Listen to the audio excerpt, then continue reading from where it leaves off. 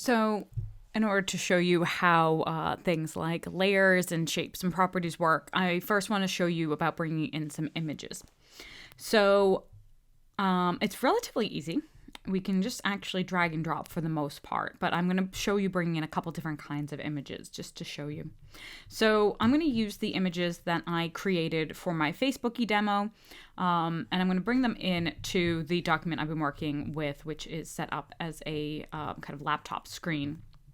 So we'll notice that obviously the sizing was created for a phone device. But that's all right. So first thing I'm going to show you is bringing in a JPEG. So I can just drag and drop, and you notice it's popped up.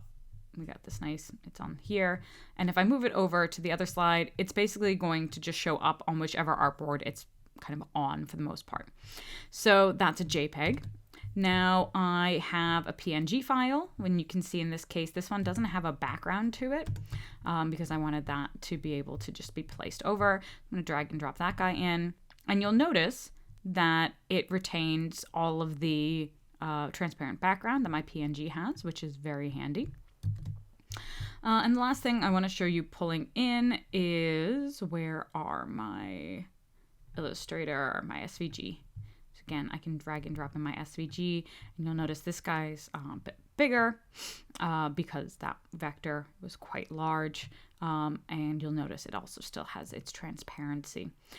This is going to react a little bit differently because we have access to the different pieces. As you can see, I've got my fill. It doesn't have a border. And if I click on this image here, I can change the fill and border natively inside of XD, which is really handy. I'm going to show you in a second about layers and then some of the properties so that then we can see kind of how this works. But you can go ahead, drag and drop works just fine in terms of bringing our images in. We can also bring in pieces through importing. I would rather do it that way.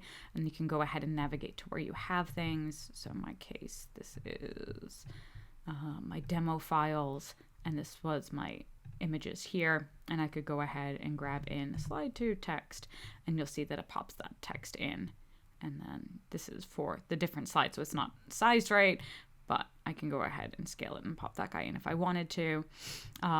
So import works just fine, but for the most part you can just drag and drop your pieces right in, and then they will show up in the layers for your artboard, which is what we will get into in the next video.